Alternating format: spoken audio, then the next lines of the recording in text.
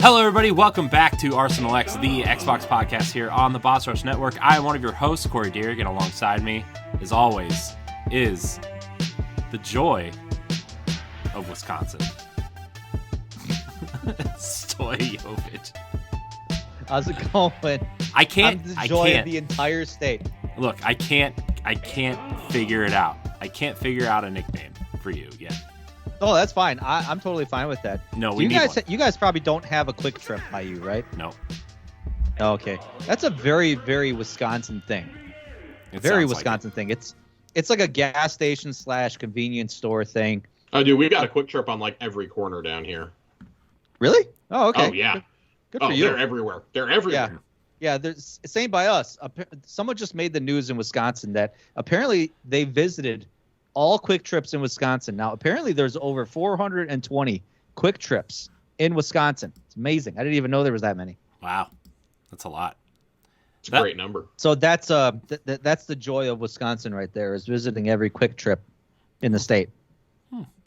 That other voice you hear is the one, the only, the mayor of the Deep Stone Crypt, the vault dwelling, the Spartan slaying, the best Destiny co-host on the Citadel. It's Josh Finney. God, I love you. It's that. Oh, It's that Tower Wish Casuals I had humor. an intro like that. My long-awaited return. I know. Hi, Josh. Hi, Corey. This is going to be a fun episode. This is. Yeah. It's a homecoming. I feel like I need like Stone Cold Steve Austin intro. music. We're not. No, we're not going that far. I gave you your nicknames. You're lucky I didn't call you the Demon Sour Listen, Cream. I get that when I walk into people's houses, okay? I expect more coming back to my old stomping grounds. Man, how's it going, Josh? It's going. It's going. I don't. It's going. I don't know. Is it? I don't know how I feel about Yeah, that. yeah. It's just going. It is what it is. Got my booster shot on Friday, so I'm feeling pretty under the weather this weekend. Oh, that's cool. That's good. Little sluggish, migraines, all that. This evening's kind of the first time I've felt human all weekend. That's good. So That's good. It's good. Yeah. It's a threesome this week. Yeah. 3 dudes just hanging out, talking about video games. Yeah. that was a choice. It was. I mean, yeah. It was a choice. I made it. Deal with it. Yeah. I mean, I respect it. what more do you want? Just, 3 dudes just hanging out. Yeah. Hey, you like video games? I like video games. Let's talk about video games in front of No, they're the microphones. worst. You like those they're video the best. games? Come on. It's gonna be a good time. It's gonna be a good show. Yeah. Yeah. Anyways, there's a lot of news this week. There's a lot. Only a couple big stories though, but there's enough here to dissect and Yeah. I don't know if you guys saw that about Phil Spencer got himself into hot water about his comments that he made on a podcast Oh, saying Wow. that Xbox Live is not a free speech platform, and everyone's like, well, I don't like that. And it's owned by a private corporation, private server. Oh, It's definitely exactly. not a free speech platform. No, it's not, and you're gonna, yeah, and that's why I kind of like agreed with him. I was like, yeah, it's their platform, and they can do and say whatever, impose whatever rules they want.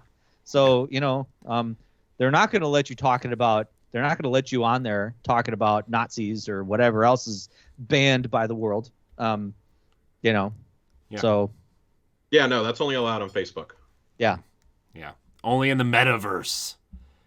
Yeah, or whatever else, whatever other social media platform is going to be popping up here in the next year or so. The metagrams. I'm gonna take my views to Xynga. Oh God. Yeah, I'm gonna wait for that mobile Grand Theft Auto. What if Grand Theft Auto was Let me just get my live journal account back up and running. What if Grand Theft Auto 6 was a mobile game, a free to play mobile game? That would be I amazing. respect it. It's a distinct possibility now. I was gonna say, yeah. I mean, Rockstar's got a game-winning formula right there. So Yeah. But back to the free speech platform. I kind of agree. Like Game winning. Get it? Look, game winning. I got it. You didn't even laugh. Come on. Ha! There. Thanks. Jokes. Okay, now we can move on. Jokes. No, but I agree with you guys. It's like, just don't be a dickhead on the internet, guys. It's like seems like a reasonable ask, right? Just don't. I feel like the only people who are upset about this are the people who are mad that somebody is saying, you probably shouldn't run around yelling racial slurs. Yeah. Mm-hmm. You shouldn't do that. Okay. I mean, you shouldn't do that either. You shouldn't do that in anything. Period. Yeah. I mean, but come on, like we've the three of us have been on Xbox Live for a very long time. Yes. And we all remember how the Halo 2 and 3 lobbies used to be, the Call of Duty lobbies. Like, it's a huge reason why I just turn off voice chat in every game now, even like as I approach 30. No, you don't. Is because worst. It was Gears was the worst. Gears was bad. I saw somebody saying the other day with the Halo 3 server shutting down, going, this is what Infinite is missing, is the social aspect. How everybody used to get to talk before and after games, and there was cross-team chat, and I'm like, yeah, I really miss people yelling the N-word every 3 words. If you played Call of Duty recently, at the end of every match, Jesus. Yeah. It's like, yeah, I really miss the racial, misogynistic, and homophobic slurs from Xbox Live lobbies. Yeah, I really miss that. Let me tell you, that's what Halo Infinite is missing right there. Mm-hmm. I miss that so much. Part of it is kind of funny and pathetic in a way, because there's a lot of people that aren't good competitors, and they don't appreciate it sometimes when it's like you lose and it's like, hey, all right, I'm going to take that one on the chin and get better on the next one. No, these people decide to throw insults and slurs at other people because apparently it's their fault. Whatever. I mean, it's a whole thing. It's not a place that, Xbox Live is not a place for that, Yeah. Right. It's like, you know what? Come on. Most of us are adults here. Let's act like it. Mm-hmm. It's a video game. It's not that heated. It's just like when you see the videos of people overreacting after their sports team loses. Like, I brought this one up to Corey's chagrin many a time, but like there's one of the Ravens running a kick all the way back at the end of the game to win the game, and this dude just overreacts, starts ripping his Browns jersey apart, throwing it into the stands, screaming about how much he hates them. And it's like, you know what, man, it's a game. Let's move on with life. It has no impact on your life. Unless you are a member of the team or you are a person with a severe bullying problem, you're okay. You'll be fine. The Earth will still spin tomorrow. The sun will still come up. I promise you. It's a video game. Yeah. Yeah. Yeah. It's not the end of the world. Nope. And like what you do on the internet reflects who you are in real life too. Yeah. Don't run around and say, because I've heard that argument before. Oh, I just got caught up in the heat of the moment. No, if you're saying it here, there's a good chance you're saying it in traffic on I-35 also. You're saying it at the Quick Trip, or you're saying it at McDonald's. Like, you're saying it somewhere else too. Like, you think you have anonymity, but you really don't. Okay? Yeah. Yeah. Yeah, but you know what we do on the internet, guys? You know what we do? We do a podcast. This is Arsenal X, the Xbox podcast here on the Boss Rush Network. What a segue. You can catch us live on Twitch every Sunday night on podcast services and YouTube on Tuesday mornings. If you listen to the show on iTunes and Spotify, leave a 5-star rating, subscribe to our YouTube channel, and check out all of our shows and content on bossrush.net. You can get your Arsenal X merch on the Boss Rush store. We have shirts, stickers, mugs, hoodies, and more. Check it out by clicking the store icon on our website. It's going to be fun. It's a good time. We're going to jump into what we've been playing. Stoy, what have you been playing? Okay. I tried to remember the name of this game, and I think I'm going to have to Google it real quick. It is called Record of Lodos. Record of Lodos War. Deedlit in Wonder Labyrinth. I think that's it. So this was on Game Pass, and it just came out, I think, a couple weeks ago. And they, it's just like a Metroid. It's actually more of a Castlevania screw the Metroid part of it. This is a straight Castlevania style game, right down to the music. Like I don't know, Josh, if you ever played Symphony of the Night ever. Oh, big fan. One of my favorite games ever. It's got a very distinct musical score, and very like, you're wandering around like a castle, obviously side scrolling, and you're fighting bats, or you're fighting goblins, or you're fighting skeletons, or whatever else, just standard Castlevania style fare. But you got this like blaring ass soundtrack that's like in your ears, that's just pumping and pumping. Like it doesn't fit the area that you're in, but it's so amazingly works well that it's like, I'm in this. So it's kind of like fan service for. I'm looking at some screenshots of the game, and this definitely looks it's a Castlevania with a fantasy filter. Yeah, it pretty much is, because very much what it looks like. Yeah, you're playing as, there's a lot of elf lore here because you're playing as an elf. And I think the story sets up where like you're part of this. The story is very basic. Like there really isn't much set up in the beginning. You're part of this group of protectors of Earth or something like that. And then you are a particular one who falls in love with another protector. But then like something happens where the balance is disrupted, and you had to fight for your love of this person. I don't know. Mm-hmm. They really don't explain much. All of a sudden, you're in this world, and you're in these castles, and you're fighting these enemies who are trying to destroy you, but you yourself are kind of confused. Like your character is like, I don't know what's going on. I don't know why I'm fighting all you, but she's kind of pushing through. Her name is Deedlit, so that's who you're playing as. But apparently, this Record of Lodoss War is actually a franchise of fantasy novels. Interesting. Okay. Yeah, I would not have guessed that. Sorry, I walked away for a second. Are you talking about that like Metroidvania on Game Pass? That's like, you get that Metroid out of your mouth, sir. This is a Castlevania game. I've just been playing. I just heard it tangentially, and I've been playing a lot of Metroid Dread. No, that's fine. I know, like you got that Metroid name being used a lot, but you're not admittedly doing a lot of backtracking in this. It's actually very linear, and even though like the map is kind of set up, like Corey, I was talking about like where it's very reminiscent of Castlevania Symphony of the Night, right down to the music and right down to kind of like the look of it. So, but yeah, it's pretty linear. You do maybe occasional backtracking back and forth, but as you're going through, you're unlocking different weapons. You have a bow and arrow that you could use too as well.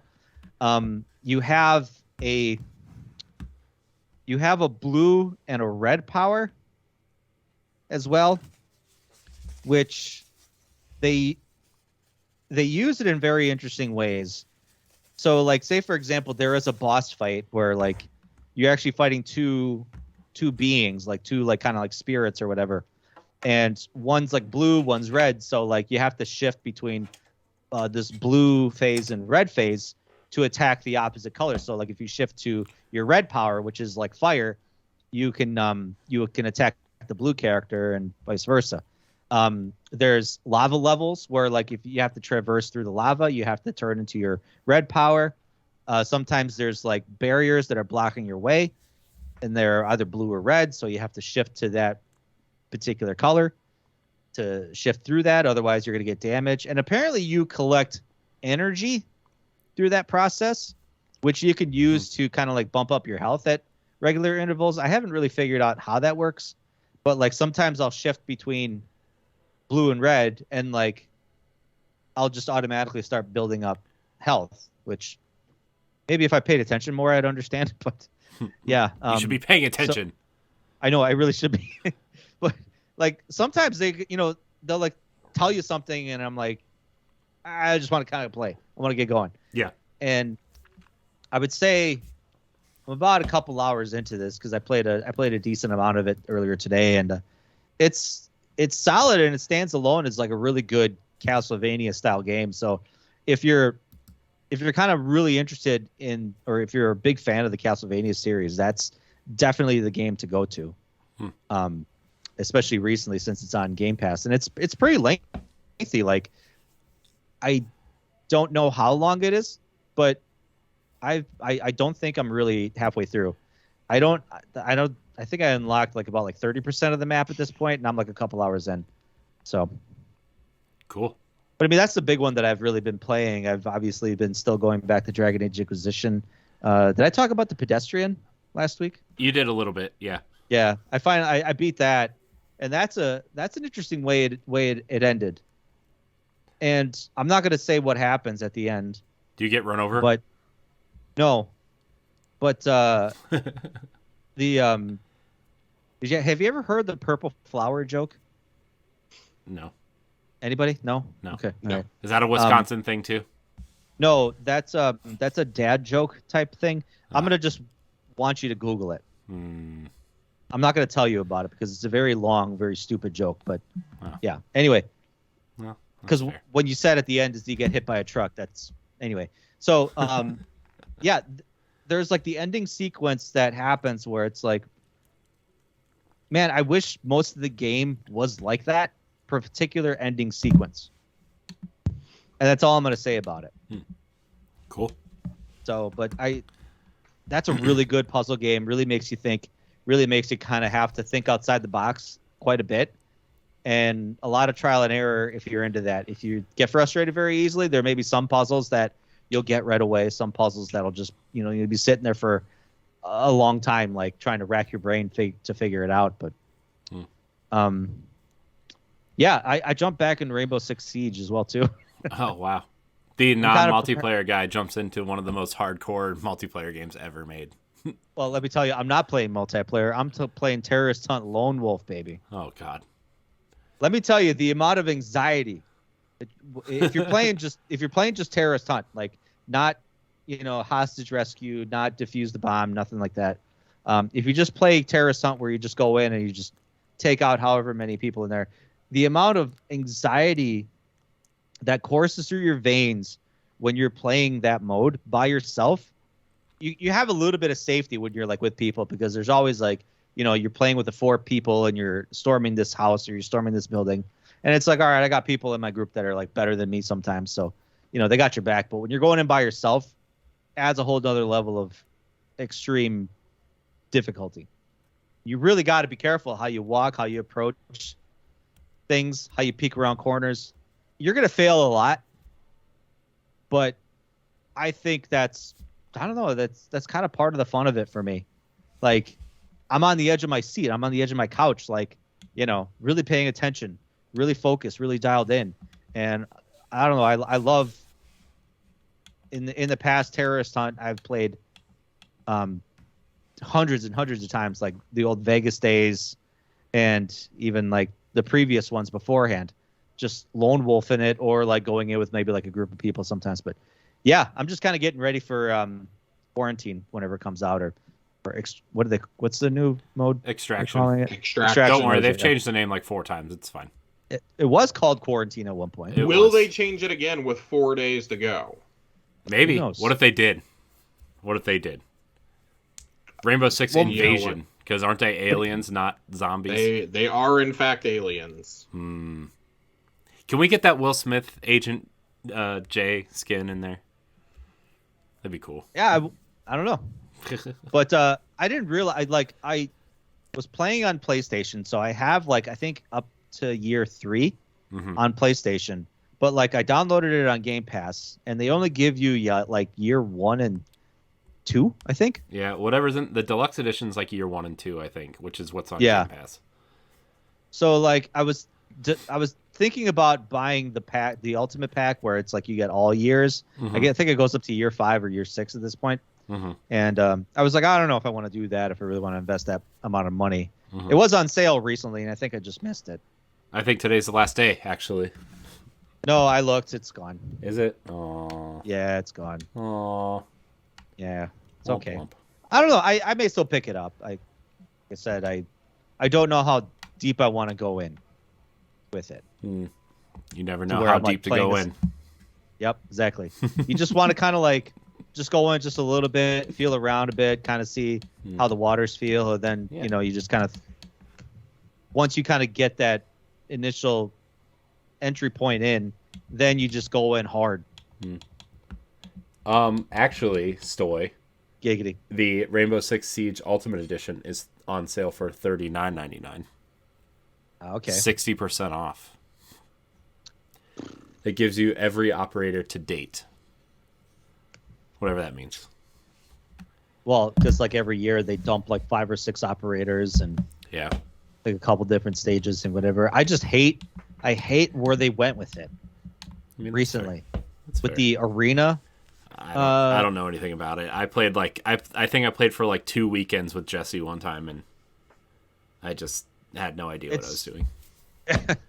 So they basically been pushing this game as like, oh, this is going to be a 10-year game. Yeah. And well, they're on year 7, so yeah, they're on your it's been out for a while.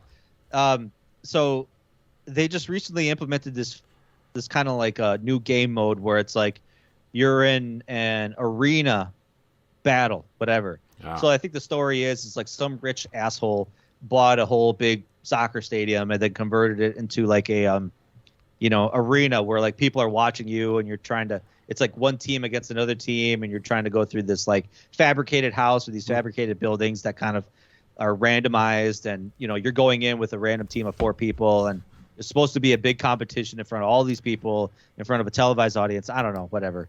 Tom Clancy would be rolling over in his grave if he saw what happened to his franchises. They basically turned this into G.I. Joe, and it's like it really did.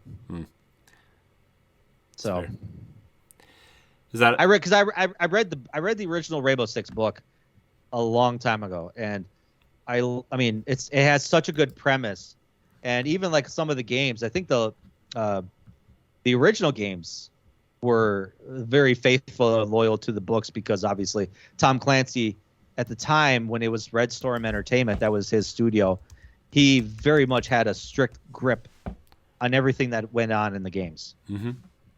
Nothing could be implemented in the game unless it went through him. And like we almost didn't even get Splinter Cell at one point.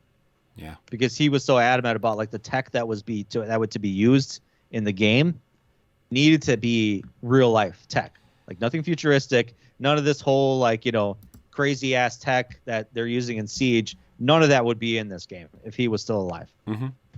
Yeah.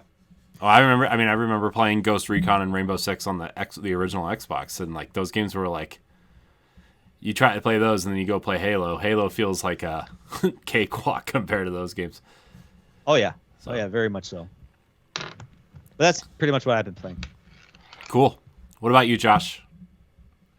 I'll keep it brief because I know you guys have talked about these games recently, but Guardians of the Galaxy and the Mass Effect Legendary Edition. It's pretty much what I've been doing since Christmas. My first time playing through Mass Effect ever. I played the first game a long time ago. All I remembered was the decision with Rex on Vermeer. That's literally the only thing I remembered from the entire game, and a couple of the characters. That was it. Went in completely fresh. Somehow have never been spoiled on the events of 2 or 3 at all. That's actually surprising, considering how many people talk about this game. I was not playing games very much when 2 and 3 came out. Okay. I was a senior in high school when 2 came out, and none of my friends played RPGs like that. We all played Elder Scrolls. And then 3 came out when I was in college and working full time. So just never really had the chance to get back to them. And of course, the original Xbox One didn't have backwards compatibility for several years, so I didn't have a 360 anymore, never went back to them. There are podcasts on this network where I swore up and down for about 6 months out of last year that I was not buying this game, I was not going to play it until it came to Game Pass, and I caved on Black Friday, got it for $25. Of course, the day I finished Mass Effect 3, they announced it's coming to Game Pass. Of course. But aren't you glad? Aren't you glad? I'm actually okay with it because I like these games so much. And I'm still one of those weirdos who, if I like a game enough, I like to have a physical copy of it. Mm-hmm. Same. So I'm perfectly okay with it. 3 of the best RPGs I've ever played for $25. Cool. Like 2 is simply like one of the 6 or 7 best games I've played in my entire life. The suicide mission is just chef's kiss. That is the best scripted, the most consequential, the most meticulously thought out RPG series of missions that I think I've ever played. Where literally everything mattered, and then it still impacts your entire experience in 3. I got out of it with everybody alive, so it made my experience in 3 that much better. I've seen what happens when you don't have everybody alive in 3, and I'm just... it's not as satisfying to me, especially the Citadel DLC. Yeah. That may be the best, like, obviously not counting, like, full-on expansions, like Witch Queen or, Beyond Light or anything like that. I would say it's one of the best DLCs I've ever played from a story standpoint, if not the best. Citadel is so fun. It's hilarious. Like, it stands out as, like, so unique compared to all the rest of the game. It's so funny. It's like a buddy cop. It's a buddy cop. Oh, it's a buddy cop. Yeah, it's hilarious because you have Shepard being like, God, do I really sound like that? Yeah, they're all captured. He's like, well, I don't say that. I say, like, I should go. No, I should. I should. I should. I should go. And that's pretty great. It was worth it to see Rex in a tuxedo. That was pretty great. And then, just the house party. That's the house party, the individual little side quests you get to do with all of your companions. There's a funeral for a certain somebody that I was not expecting to see in there, and I got really emotional during it because this was the final thing I did before actually finishing the game. And the character that I romanced into, spoiler alert, I did Miranda, kept it going in number 3. It made the final time you talk to her right before the final assault on the Reapers that much more impactful.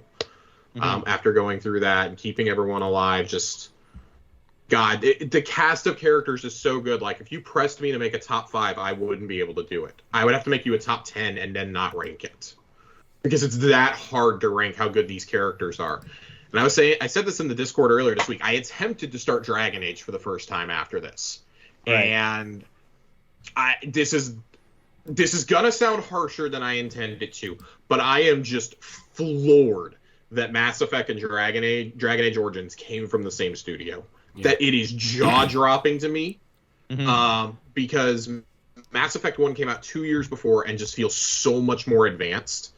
Mechanically, in terms of storytelling, character development, voice acting, gameplay, it feels so much more advanced. Like, it makes Dragon Age Origins look like a PS2 game. Honestly, it does. I'll agree with you on that. I mean, we had this conversation on Tower Casuals too. It's just like Mass Effect. It's like Mass Effect is so, like, leagues above at least what I played of Dragon Age back in the day. I haven't played Inquisition yet, which I know is like a lot better. I'm gonna skip straight to Inquisition this week. And I should add this with a caveat. High fantasy is typically a harder sell with me in a video game, but then again, I mean, like, Oblivion is probably my second favorite RPG ever made. And I said this to Corey. I can't believe that Oblivion came out in the same generation as Oblivion and Mass Effect 2 came out in the same generation as Origins, because both of them they both feel leaps and bounds ahead. And so I kind of sarcastically made this quip. I says, I don't understand. This is the franchise we so desperately want a 4th game for. Like, I now understand why people were upset with Andromeda, because I tried playing Andromeda and I probably will never finish it. But I would still play Andromeda over Dragon Age. That's where I'm at right now, and unfortunately. And, like, I totally get there are Stoy, I know you're a big fan of Dragon Age. Like, I'm not saying it's just like rag on it and be like, oh my God, this is the worst thing I've ever played, because it's not a bad game. It's just you're coming off a high of one of the greatest trilogies ever made in gaming. And it's like, oh. No, you're right. Okay. I mean, Dragon Age is a harder sell. I went from the trilogy to Andromeda to Dragon Age. It was a real steep drop for me. The funny thing is, Inquisition is so similar to Andromeda. Oh, no. Both like in gameplay elements, not in story. The story is a little bit. I mean, obviously, it's not like as in depth as Inquisition, but like where Inquisition has all these little hub worlds that you go to and stuff. And you have all those kind of like it's like partially open world. I forget what they call it, but it's kind of similar in that vein, gameplay wise. Well, I said one of the things that I think really worked against Dragon Age for me is that, and I mean, I get that I'm playing the best optimized version. It's got the FPS boost. It's got the auto HDR. I played through Pillars of Eternity last summer, and it's real hard for me to go to a game that has party management and a high fantasy when I've played through that, and I've watched good friends of mine play an entire Divinity campaign. It's like, oh, I'd kind of rather just go play that, or just I play Dungeons and Dragons a couple times a month. I'd rather just go play D&D at this point. I'd rather go play with my rogue that I actually like, and that I don't want to just like yeet off the next cliff that I find. It's frustrating because I went from some of the best NPCs I've ever had in a game to just some of the most forgettable. Like outside of Morrigan, I don't care about any character I've met. You know, and it's interesting because you won't see those characters in the next few games. Oh God, it's like so. In Mass Effect, it's nice for you, I guess, if that's what you're into, because a lot of them were so forgettable that it was just like, whatever. They just like it's weird because in Mass Effect 1, I kind of felt the same coming out of Mass Effect 1. I'll be honest, like that it has not aged terribly well. No, compared to 2 and 3 have aged beautifully. Number 1 though, I think because it's much more of an RPG than 2 and 3 are. By 3, you're basically playing Gears of War light. But the characters outside, I found in the first one at least, I felt that none of them were really super developed outside. Rex got a full arc, and that's because he has the potential to die. Compared to 2, where the loyalty missions, I think, are so beyond anything you've done in an RPG. Like, it's clear that like Fallout 4 borrowed from that with the loyalty missions, with the individual character side quests. And I love that so much because it allows you to have moments with these NPCs, like characters I could not have cared less about until I did their loyalty missions. Like Jack, wasn't sold on her, did her loyalty mission, instantly one of my favorite companions after that. I think Miranda's added a different layer to her, and you know, if she survives, how the ending of 3 plays out is so much different. In her relation to Cerberus and the Elusive Man, like God, the Elusive Man, like, can we talk Martin Sheen, one of the all-time great gaming villains. Martin Sheen. Really. Martin Sheen. Uncle Ben is one of the all-time great video game villains, I think. That's one of those things. Sure. I don't think anybody else could have played him. No one else. I think Martin. That was. It's so crazy because I feel like Saren is the better villain. Like. I think Saren has the better story, but I think my attachment to the Elusive, I do think that 3 fumbles the ball with him, especially in the final act. Yeah. It just feels like, okay. But for the first 2/3 of 3 and all of 2, like in 2, he's an ally. Like he's not a villain, but you get this feeling in 2 that you're eventually going to have to turn on this guy because he's nuts, but he's willing to do whatever it takes for you. He doesn't really get mad. He didn't get mad at my Shepherd until the end of the game. That's the one time I truly angered him, was at the end. I chose, not to salvage the base or anything like that. And he was like, well, to destroy it, yeah. F you, here's my metaphorical middle finger for you. I hope you all die there. And I think that Saren is good, but I think you have to read the first book to really appreciate him. Yeah. Because the backstory between him and Anderson makes it so much more personal. It's a much more personal story. And Shepard is kind of it's a father-son relationship between Shepard and Anderson, or father-daughter. However you chose to play. I played as male Shep. I don't know. It's such a great trilogy, and it's so hard. That's why it's been so hard for me to get back into other things. Like Guardians is not. I don't think Guardians is bad, but I'm like, I just left this awesome series with these companions I like. I'm ready to kick Rocket Raccoon out of the next airlock that I find. Actually, same. I like Rocket as a character in literally everything else, but he's just such a dick that I'm ready to get rid of him. And for me, it's like I've seen so many incarnations of the Guardians that I already like that this is like I like the relaunch of the Guardians in the comics from 2011. I like them in the Annihilation event. I like them in the Thanos Imperative. I like Drax. You know, I like Drax back in the 90s. You know, when he literally became Coin the Destroyer. I like the James Gunn movies, the animated series, Telltale. I'm like, oh my god, this is like the 8th reboot of the Guardians I've gotten, and so far, outside of Drax, nobody is capturing my heart. Drax is like the best he's ever been here. Yeah. Drax wearing is glasses, reading Sarcasm for Dummies is just one of the best things I've ever seen in a video game, I think. Yeah. I gotta say, Guardians did start a little slow, but like Rocket and Drax and even Mantis became like some of my favorite characters in the entire game. And I know those are like a lot of those are characters that people don't like at the beginning, but end up turning towards the end.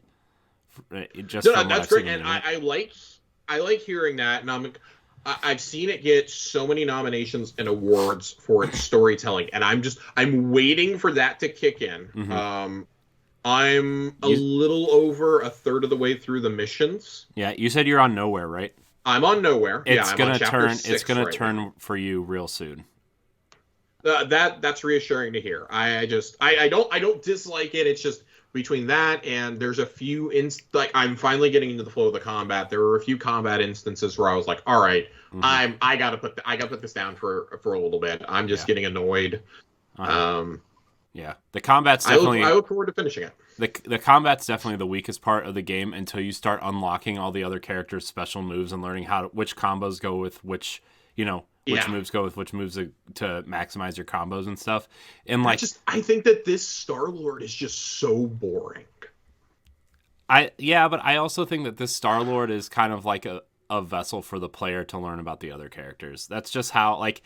At the beginning of the game, I was like, okay, I know this. A lot of people have a problem with this version of Star-Lord. I'm just gonna use him to learn about the other characters. I think it's also his voice actor. His voice actor just sounds so bored whenever he delivers his lines. Like, come on, guys. Like, I'm sorry, Star-Lord he's not a whiner. Like, this dude just sounds whiny and like, come on, I'm taking my ball and going home. That's what he sounds like half the time. Like, begging and pleading, and all the other Guardians are like, oh my god, like, yeah, right. Will you get a grip? Like, be a man. I don't know. I'm gonna sit here and nitpick, but I am genuinely enjoying parts of Guardians. I'm waiting. Both of you said before we started that it was gonna pick up for me real soon. The second half of this game, at least, it just gets real wacky and real like hilariously awesome. Like in the villains and like the main threat in the game, like it's just real like over the top stupid almost, but it's the best part of the game. I mean, that's the best Guardians stories is when it's over the top and stupid. Yeah, it's really over the top and stupid. But all right, I'll take your word for it then. I'm ready. Yeah, Corey, what are you playing? I want you to come back, and if Corey's wrong or if I'm wrong, I want you to come back and tell us. Oh, I will. I will not be quiet. Okay, cool. I finished Guardians of the Galaxy on Friday, and the ending is real good. Like, I really liked it. All right. And then there's also you guys are making a hard sell here. So also, like, I was like, okay, how do your choices really matter in this game? And like, it's not quite like Mass Effect where there's like threads or anything, but there's a clear like, if you did this one thing, then at the end this thing's gonna happen. But if you didn't do it, it's not, right? Like there's it definitely takes those choices into consideration, and like some of the choices I made the end of the game significantly less challenging, I would say. That's interesting. Yeah. And it was kind of nice to be like, oh, neat. I can do this. And I don't want to spoil anything for Josh, but like, man, some of the characters and stuff that are in there, and just it's so good. It's so good. Oh man, the second half of that game is definitely the second half of the game made me want to instantly go back and play it almost immediately again to finish up the achievements. Which I don't know if I will, because I really want to play Mass Effect, but anyways, that's kind of all I've been playing. I've been playing some Metroid Dread too, but because I haven't finished that. either. But anyways, that's it. I don't want to waste any more time talking about the games we've been talking about for like 3 weeks now. So, let's jump into the news, the headlines, as they say. What? Did you make a noise? What was the noise? What was the sound effect? Did you do that? I made it. That's all. Is that? Are we going to start doing that now? Do you want me to? Yes. Okay. I got to think of something better then. Stoy. Let's get to the headlines. That's worse. This is too long. Is that worse? Well, that was the opening. It's too long. When you boot up the original Xbox. It's fair. You know, the bubbles, the Yeah. Remember? I'll think of something. Remember when they made a stage for the 20th anniversary based off the original? That was cool. That was really cool. There should have been more. There should have been more using that stage because I wish Phil Spencer was in like the little weird morphing X bubble. Right. Yeah. And then he just plops down.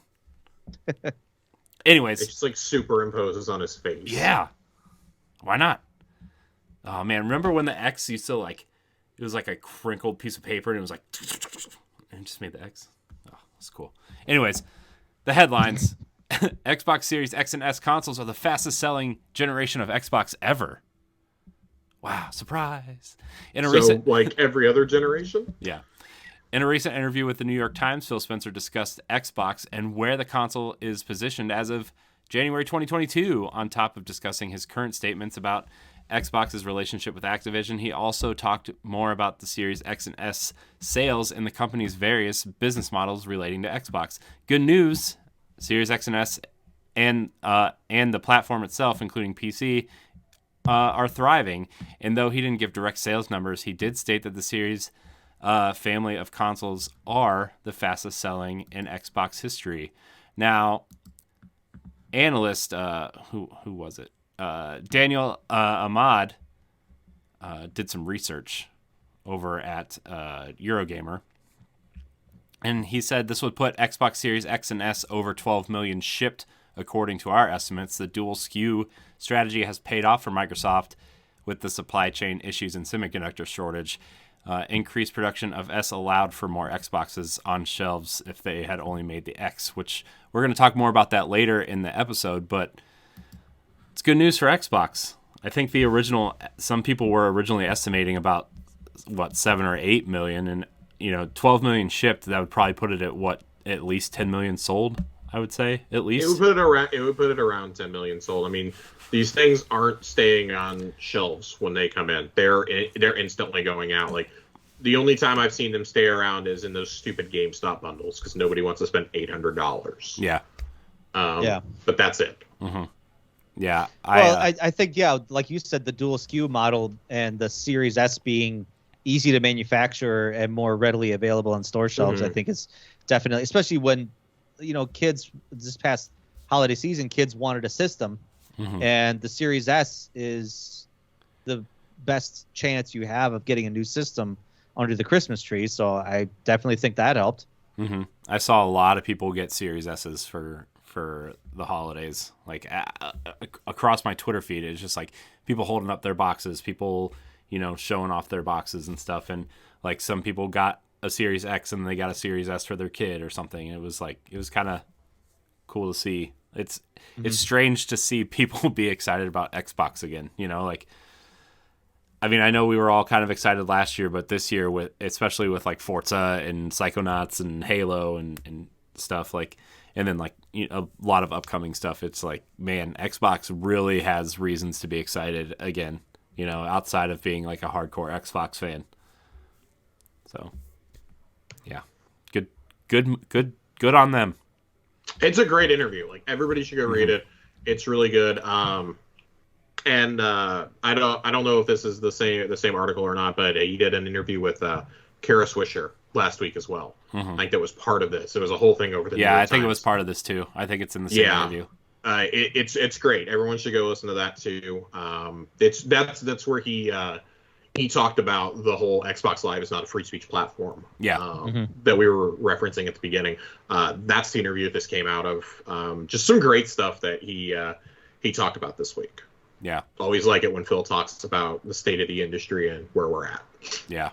Yeah. I mean, admittedly, like we always joke that Phil Spencer is our Lord and Savior, and he is like a saint among saints in terms of the video game world because he's a celebrity. I mean, when he comes on stage and he's got that kind of, I mean, he doesn't have a swagger, but he's got a way about him that it's like, that's Phil Spencer. That's the man right there. He's Xbox's Reggie Fils-Aimé. Really, he really is. I mean, he's a little less awkward than Reggie Fils-Aimé. That's fair. But he's a face that Xbox hasn't had in a long time. I mean, who's the last person that they really had to trot out there from corporate? Peter Moore? Bill Gates. I think Peter Moore was the only real charismatic guy. Yeah, I mean, God, because we don't want to remember Don Matrick. No, we don't. Ooh. We don't want to remember Phil Harrison. There was that weird... The guy everybody hires to kill their console. There was the weird 2-year stretch where we tried to have Peter Molyneux at things. Oh, God. Yeah, Jason Jones was never seen publicly for Bungie. Like, there's just all these weird things, and the stars kind of had to align perfectly for Phil to be the guy. But yeah, he's the Reggie, he's the Shuhei, he's Sean Layden. Like, he's whoever you want to put him in the shoes of for these other companies. That's way to name the two Sony guys that are no longer front facing and are or not part of the company anymore. Well, I certainly didn't want to call him Xbox's Jim Ryan because that would be a bad thing. Yeah. So we already had ours with Don Matrick. Okay, we went through this bullshit about 8 years ago. Those were the dark ages. Those were the dark ages. Just that awkward the awkward hand movement that he did when he introduced the Xbox One still makes me cringe every time I see it. Hey, they showed it. They did the whole thing in the documentary. Documentary, yeah. They multiple showed it multiple times. Actually, I don't know if you've ever heard the YouTube channel Stop Skeletons from Fighting or something like that.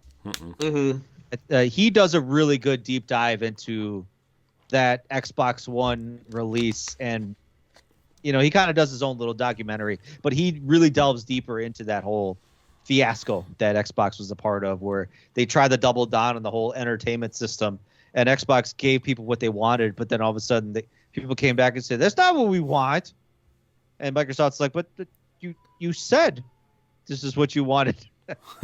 So that's a whole nother story. Anyway, I mean, here's the thing. You can make your box an entertainment center without making it your main marketing point, Oh, yeah. Like that E3 conference where they talked about games maybe for like 5 minutes. Yeah. And the rest of it was like, hey, check out, you can watch TV on this thing. TV. Come on, Josh. Join us. TV. Wow. Nice. Very subtle. Yeah. I forget where I was going when we talked about Phil Spencer. I tend to kind of lose it when I talk. I mean, we all do. It's fine. That's what this show's about. But but he understands the core audience, and that's definitely what Microsoft needed, because Microsoft, being the big tech company that they are, they've always I've always felt that maybe kind of fallen a little bit behind on that. Even from the get-go, like, when they first initially made the Xbox, they didn't really know. I guess they were still trying to kind of learn. And 20 years into it, I think they finally got it. I think they finally figured it out. Yeah. Yeah. I mean, it's going to be hard to replace Phil Spencer when he's gone.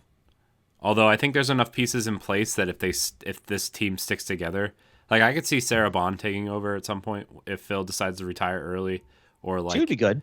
Yeah. Or I mean, it'll probably be Sarah or Matt at this point. Yeah.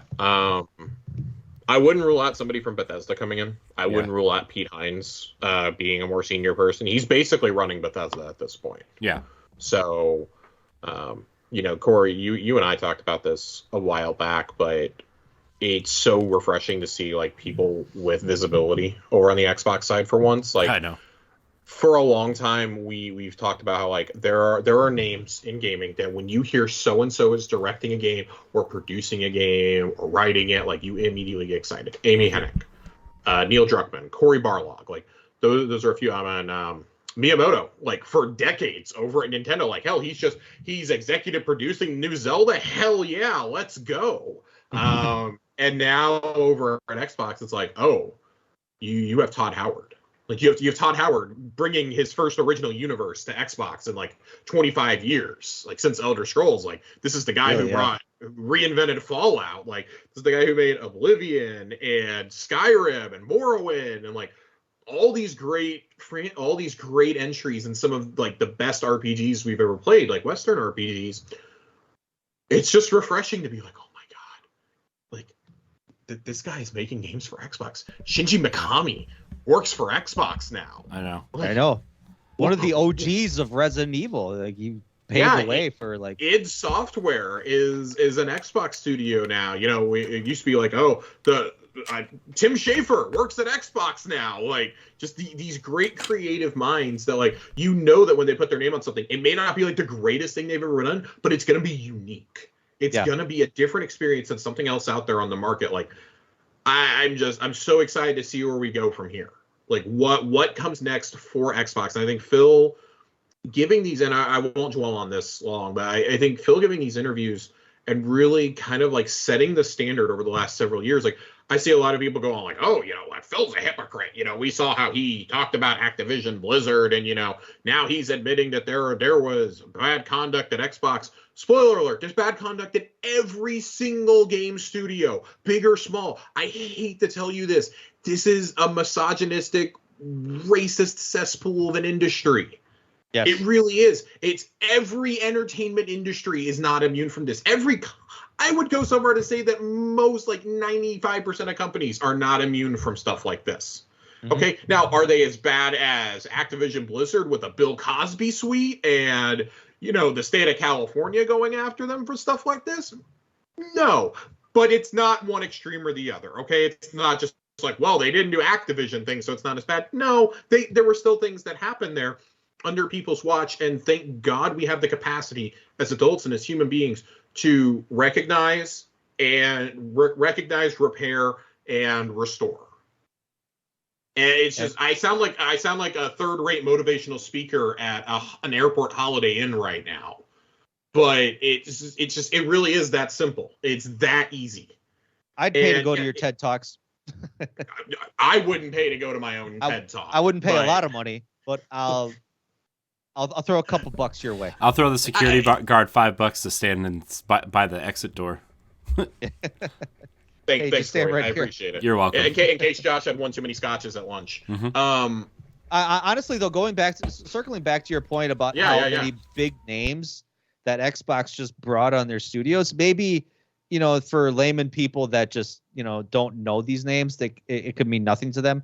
But you're right; those are big names, big titans in the industry that Microsoft has basically in their portfolio right now. And that's a huge deal. And I think that's really what is driving these sales of like Microsoft coming out to say, we got the games, we got the names, we got the studios. This is going to be the place to be for the next 10 years, maybe more. Mm-hmm. So. And like, hopefully like these same creators will stay long-term and won't just say, okay, well, you know what? We got our bag, we're leaving. And I don't think that that's the case. I mean, Tim Schafer's here. You know, we went through all the names that are here. The guys of Obsidian, Josh Sawyer is here. Fergus is here. Mm-hmm. You know, the guys at Rare have been here forever. Mm-hmm. they haven't left despite popular opinion. Like the same guys that were with Rare when at the time of purchase are still some of the studio heads to this day. Mm-hmm. I think something that they've all gotten across that I really respect is saying that Phil in particular, Phil and Matt, just like let them do whatever they want to do. I think my favorite quote came from Brian Fargo over at In Exile. I think it was last summer, right around E3 time. It may have been the year before. And he said he had Matt Booty to the studio for them to pitch their next game. And he said, we got about 60 seconds into the pitch and Matt cut us off and said, I don't want to know anymore. We'll fund it. You can do whatever you want. I don't want to know anymore because I don't want to influence the direction you take your idea. I want you to make the game you want to make. I don't want to tell you what to make. And that, for me, is something that Xbox has missed for, like, its first it missed for probably about the first 16, 17 years, if not longer. Like, that is, I mean, you look at one of the most damning things, I think. Yeah, I mean, you look at the development of Halo 1 and 2 alone, right? I mean, yeah. So, I mean, Halo 1, 2, and 3. You look at how Bungie, deuced out after Halo 3 because they were we're done. I think even like Microsoft gave them like you have to make 5 Halo games, like you have to, because they put all their cards into one basket on that, where like Halo's going to be the one to move the systems. And then once they realized their catalog didn't have much else, they had to think of something else. So. I mean, it's so much of the early Xbox days were those key third-party partnerships with studios like BioWare, for example. Yeah. We forget that both Knights of the Republic games and Jade Empire were exclusive. We forget Mass they had deals with Odd, even into the first Mass Effect was exclusive. Yeah. Even into the 360 that Oblivion came to the 360 first.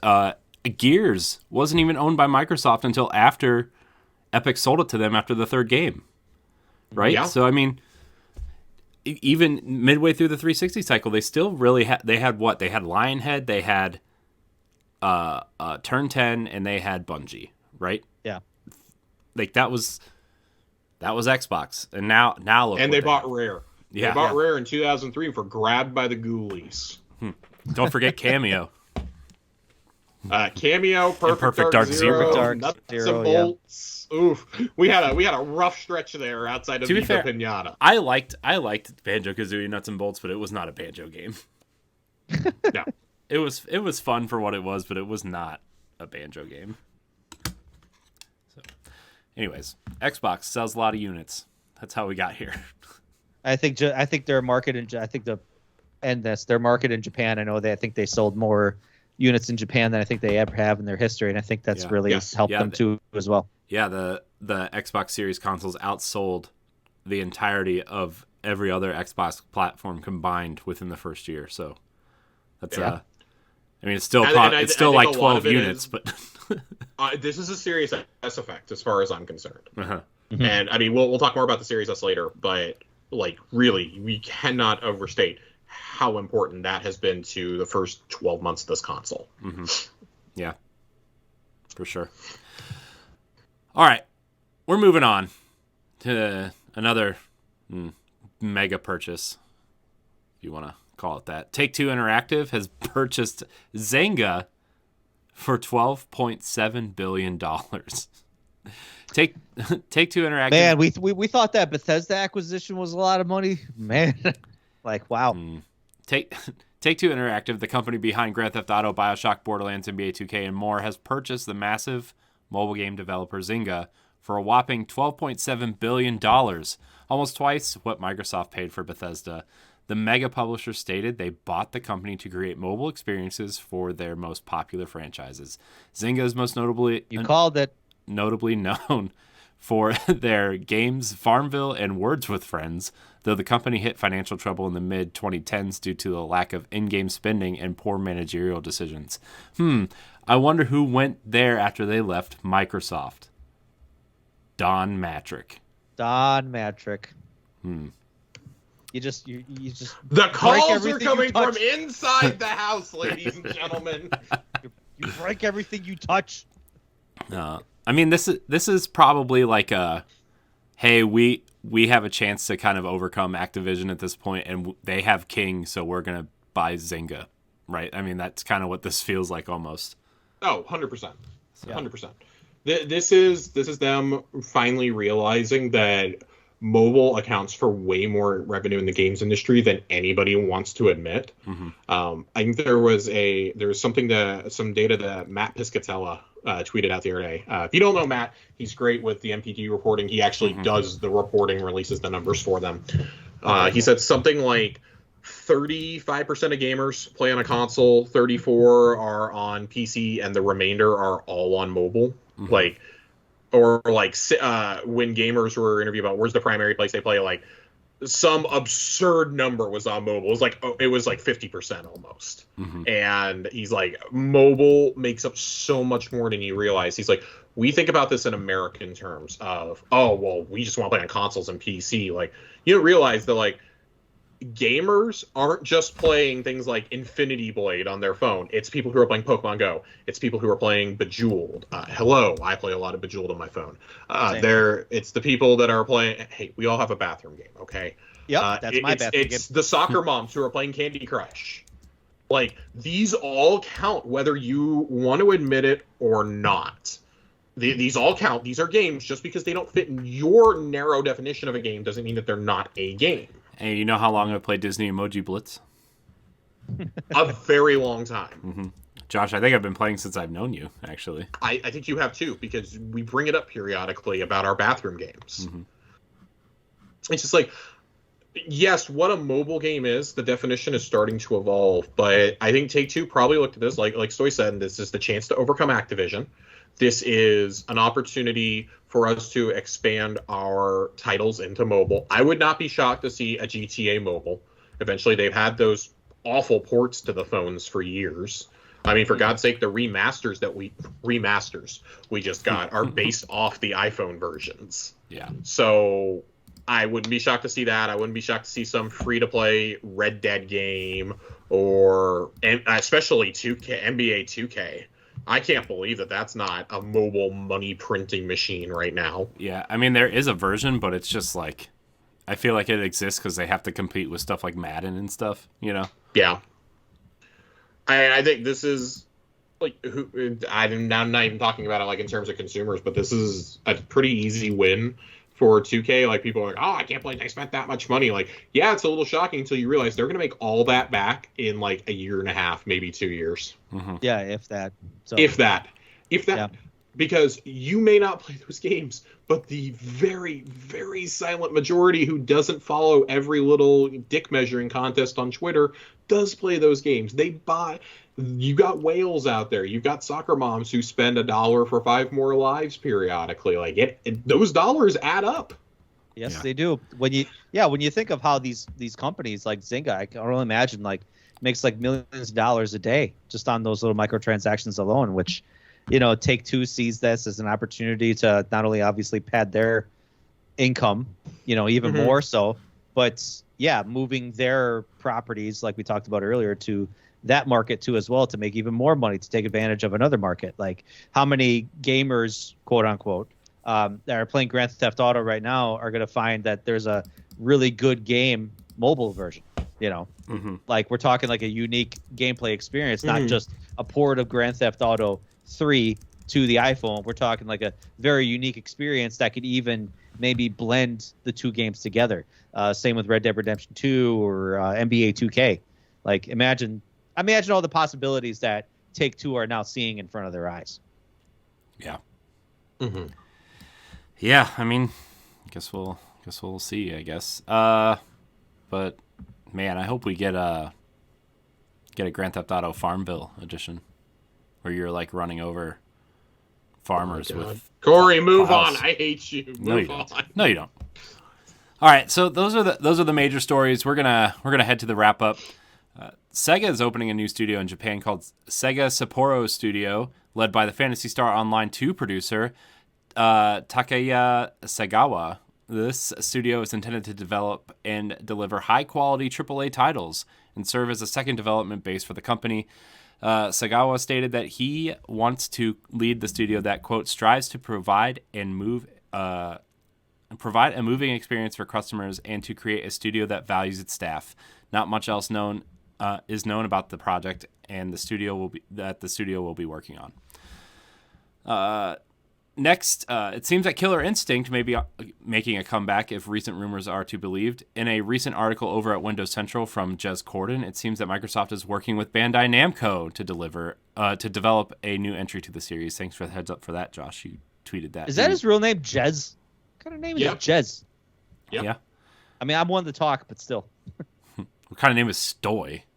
I know. I'm just kidding. Weirdos. Yeah, thanks for the heads up on that, Josh. That was a good tweet or DM that you DM'd me for that. Microsoft has always shown to remote interest in returning to the fighting franchise, and recently Phil Spencer discussed as much on an episode of the Drop Frames podcast. Killer Instinct, originally released in 1994 in arcades and ported to the Super Nintendo. A second game was also released, and a gold version made its way to the Nintendo 64 in 1996. The most recent game, also titled Killer Instinct, released on the Xbox One in November of 2013. This... just for a split second here, this feels like the easiest slam dunk you could possibly do if you're Microsoft. Mm-hmm. I get that finding fighting talent is really, really difficult. There's like maybe 3 or 4 teams, and they're all tied up on things. Like the team at Iron Galaxy who worked on this probably are no longer there at this point, and their new fighter looks terrible. Like it sounds and looks awful. Yeah. And outside of that, I mean, like you've got NetherRealm, and you've got the Street Fighter team, and you got Bandai Namco, and you've got Arc System Works. Arc Systems. Yeah.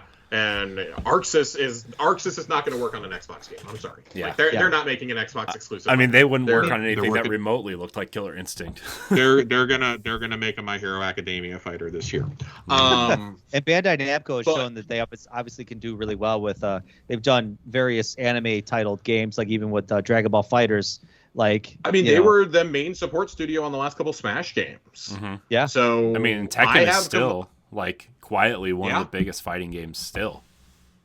It's just like this is a kind of a no-brainer partnership. They've been getting closer with Bandai Namco over the last several months. I mean, there was all that speculation that Scarlet Nexus was going to be a day one Game Pass game, ended up not being, but came a couple months later. Tales of Arise was pushed really hard on Xbox.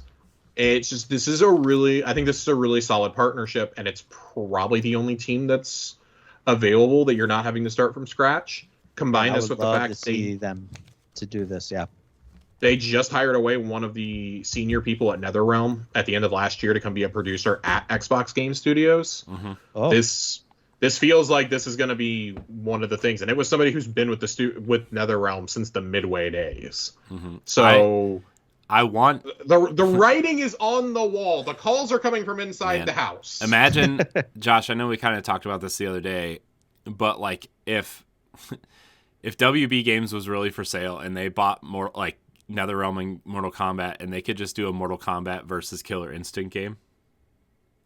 That would be cool. I don't know that Phil would ever allow it though, because of how hyper violent Mortal Kombat is, and I think Phil wants something that comes down in the middle between, and this is what I very much feel Killer Instinct 2013 was, that comes down between the goofiness of Smash Brothers and the seriousness of Mortal Kombat. I always thought I've never really played or paid attention to Killer Instinct because I'm just not into fighting games. I only know Mortal Kombat because it's so ridiculous, and Street Fighter because it's so popular.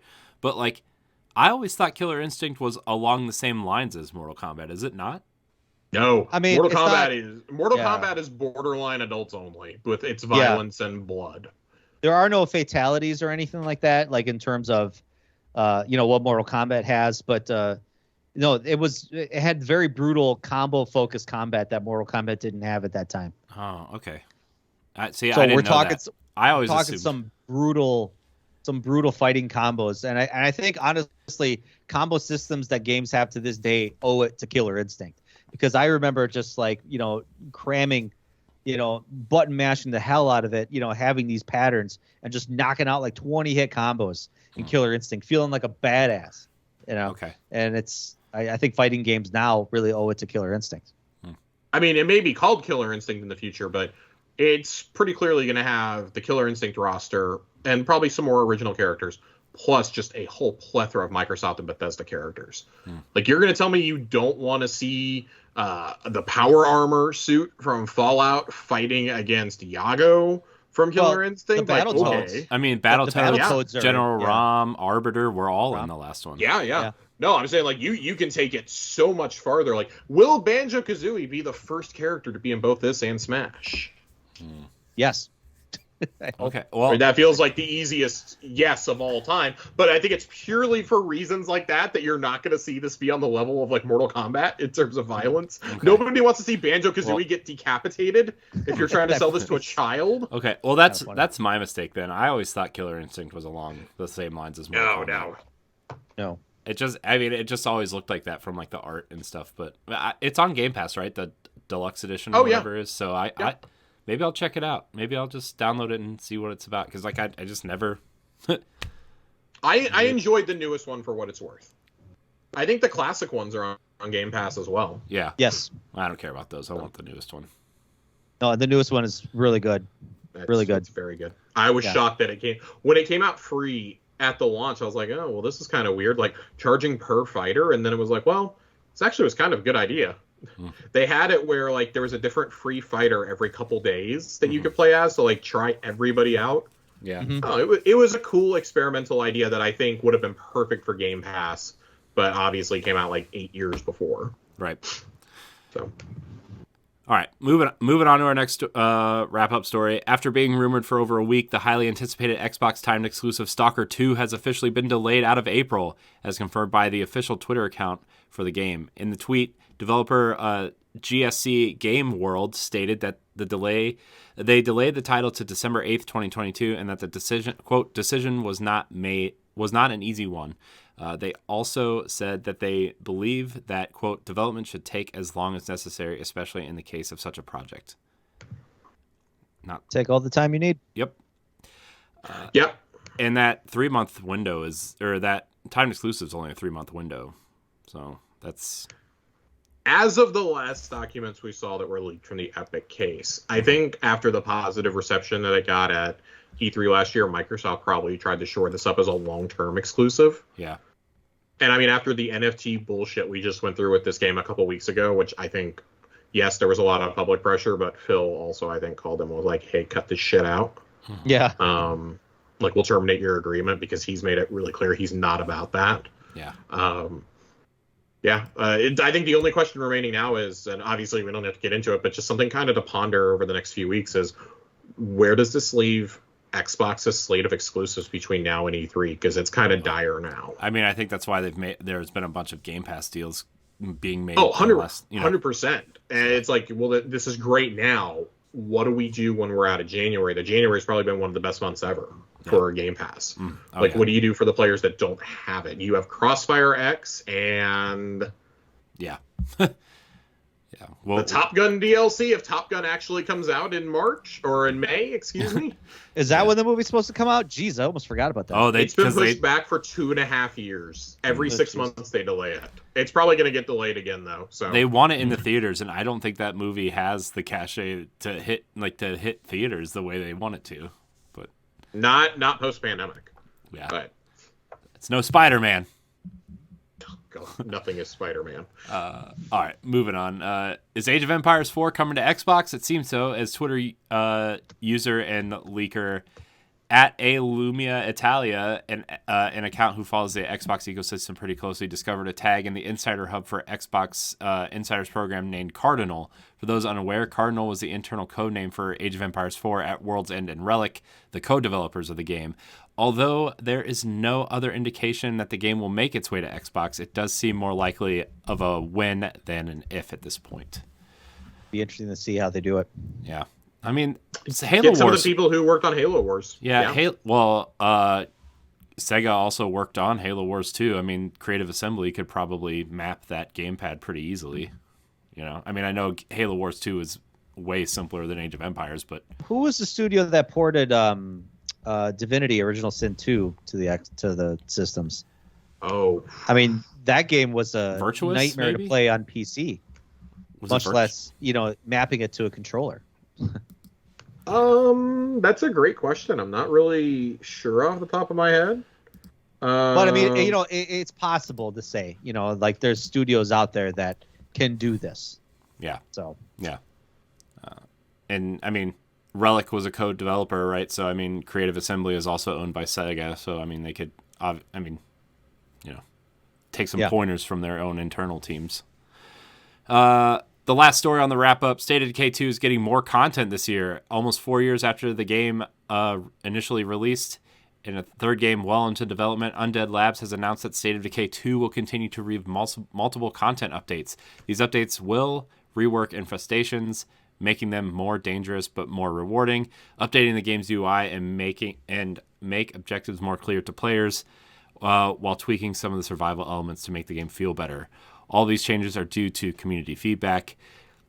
This tells me that State of Decay 3 is way further out than originally anticipated, I think.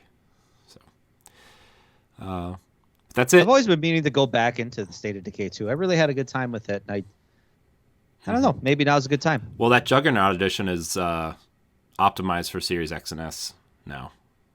Yeah.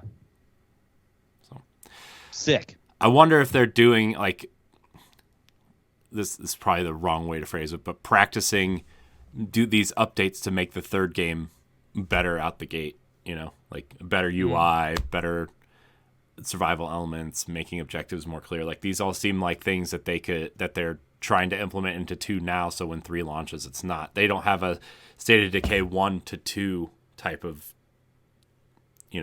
kerfluffle, right? Because I think that was the big thing is like, well, State of Decay 1 is charming because it's janky, but now you have Microsoft's full budget behind it and you're charging $60 for it, and it still feels janky and unfinished and hard to decipher where we're going.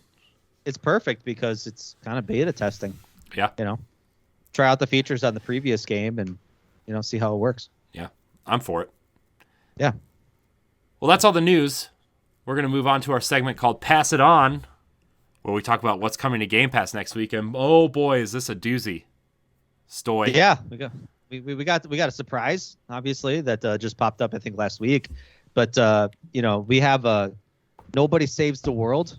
This is made by the Guacamelee developers. I can't wait for this. I have been eagerly anticipating this since it got revealed last year. It looks so unique. It's like a top-down action RPG where you take on the role of many, many characters, and all with their own different special abilities. The art, it just looks amazing. Mm-hmm. Looks so cartoony. The animation, like this studio really nails it with kind of like it's not cell shading, but it's like having a very strong distinct color palette. It's a very distinct. It's kind of style. a hybrid between like traditional top down and cell shading though. And then kind of like comic art style. It kind of reminds me a little bit of Binding of Isaac, a little bit. Yeah, but like I would say cleaner. Binding of Isaac or like Hollow Knight, but top down. Yeah. Yeah, right. Yeah. I would say more Hollow Knight. Kind of like looks like hand drawn, I guess. But this is also. However, oh, sorry, Stoy. I was gonna say, however you cut it, it just looks amazing. That's all. This is Xbox first, also, right? Like it's a. This is a timed exclusive on Xbox. That's what I'm saying. Like this is a huge get. Yeah, because Guacamelee and Guacamelee 2 started out like Guacamelee at least was one of the first like real indies that PlayStation pushed last generation. Yeah. And it was on PS Plus and all this. Like I remember playing through it on my Vita and loving it. And Drinkbox made a name for themselves for making not 1, not 2, but 3 Vita exclusives. They were all later ported, obviously, but like you had Mutant Blob's Attack, you had Severed, like these were Vita games. So yeah, it's pretty great. This is their first game in 4 years. I'm really excited to see how this is. Yeah. Let me tell you the next game. Let me tell you about the next game that you're going to be even more excited for. Do you like taking pictures of your dogs? I do. Well, then there's a I don't game have for dogs, you. But I do. But there's a game for you now called Paparazzi. Ooh. This is coming out on January 20th. I'm very excited for this. Yeah, me too, actually. I think this got announced in one of the Xbox features, I think last year, where I was like, that's game of the year 2022 already. Where it's like basically you have dogs in like various different settings. You can dress them up. You can put hats on them. And you can take pictures of them. And then you have different quests like, take a picture of your dog with a hat with like other dogs in the background. You can make them sit. You can make them roll over. You can make them do all sorts of things. Like, come on. This is the feel-good game I need, especially after one of the other ones that we're going to talk about. Yeah, for sure. But, this is I don't know if this is a timed exclusive or not, but or if it's I don't think it's I really don't think it is. But this is coming out on the 20th as well. But we also have Windjammers. Now this is an interesting game too. This is it's like a competitive something. Like disc tennis. Yeah. But like, have you never played Windjammers? Dodge Stoy? No, I've never played Windjammers. What? But I knew so many people that played it because like I think this was like Dreamcast exclusive for a long time. Ah, man, it was Right, also wasn't really it? popular in the arcade. Yeah, That's where I played it. I But didn't know it came it- to Dreamcast. It kind of reminds me of like extreme competitive tennis / frisbee / super dodgeball stylings, but same kind of really cool anime looking color palette. But yeah, like that's cool. Cool. That's coming out. That's coming out on the 20th as well. You got Rainbow Six Extraction, Ooh. the new game mode that's coming out where you're part of the Rainbow Six team, and apparently aliens have just sprouted up from the ground Gooey and it aliens, started as I affecting hear. everything. Yeah, and you have to actually extract people. It's like that first alien in Men in Black that, Yeah. blows up. Blue goop all over the guys. Except this goop is purple. Well, yeah, like this is kind of like it's a very unique, different mode for Rainbow Six because Rainbow Six in its history has never gone this far in terms of like science fiction.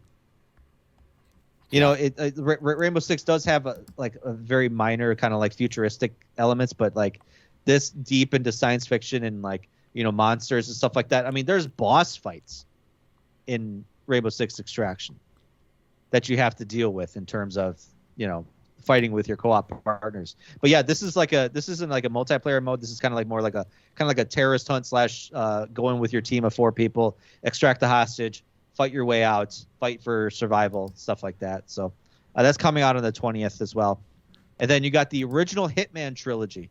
This is what I'm most excited for. Coming out on the 20th as well. So now I encourage everyone to play this trilogy. this is all the this includes all the DLC for 1 and 2, correct? yeah, I think And then- It should be everything that's currently released. Yeah, not the year 2 stuff they just announced for Hitman 3, but year everything 2 for up number 3 to will that not- point. Yeah. Right. Yep. So that's cool. I got to tell you, man, I got to give it to IO with this series, right? Like they've just persisted, and like Hitman 2 was really good, and now 3 was just like a phenomenon this year. And the way they've integrated the first 2 games into the third game for this huge package is just like, man, they have something really special here, and it like makes me really excited for that 007 game they're working on. I know. Oh my yeah. god, I forgot that was their Forgot next about game. that too. Yeah. Yeah. Oh, good god. Mm-hmm. Yeah, Well, I and can't that's a cool thing because like when you play as Hitman 3, you have access to Hitman 1 and 2, but obviously you have to play those individually. So like you fire up Hitman 3, and it's like one big hub, like to fire up the other Hitmans. But now, you get access to both of them for free, or not for free technically, but Yeah. but yeah, this is obviously coinciding with all the other systems releases. But if you're saving money, Xbox is the place to be. Xbox. Yeah, that's how we do. That's how we do. That's what they tell me. Xbox Yeah. is doing some things, they say. Oh no, Kingdom Hearts 3 is gone. Oh no. Oh Darn. no, darn. It's all right. I bought it. We're good. Wow, I can keep lucky playing. you. I like Kingdom Hearts, sir. Good for you. I Good don't. for you. Oh, that's fine. Let's move fine. on. Before we get into my obsession with Kingdom Hearts, that I rarely talk about because of this exact conversation that I just stopped. We're going to move on to our You topic. let me talk about Mass Effect all the time. But I mean, people if you like want Mass a little Effect. soapbox- I mean, Mass Effect is good though. People Yeah, like that's Mass Effect. true. People don't like people that like Kingdom Hearts. People don't like Donald and Goofy being useless. Hey, If you could figure out a title system for your games and a numbering system, It is. I'm all for it. Kingdom Hearts 2, and Kingdom Hearts 3. Oh, really? And the prequel, Birth by Sleep.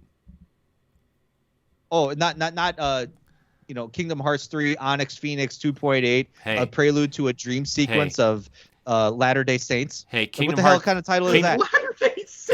I Look, don't know why I went with that last part, but Kingdom Hearts 2.8 Final Chapter Prologue is a nice prequel to Kingdom Hearts 3. Okay. sure, fine. All right. Our topic of the show is Xbox Series S versus the PlayStation 4. Recent reports state that to meet demand of new consoles and slow their console shortage, PlayStation is going to continue to produce the PlayStation 4 into 2022, whereas the Xbox stopped producing the Xbox Ones in 2020.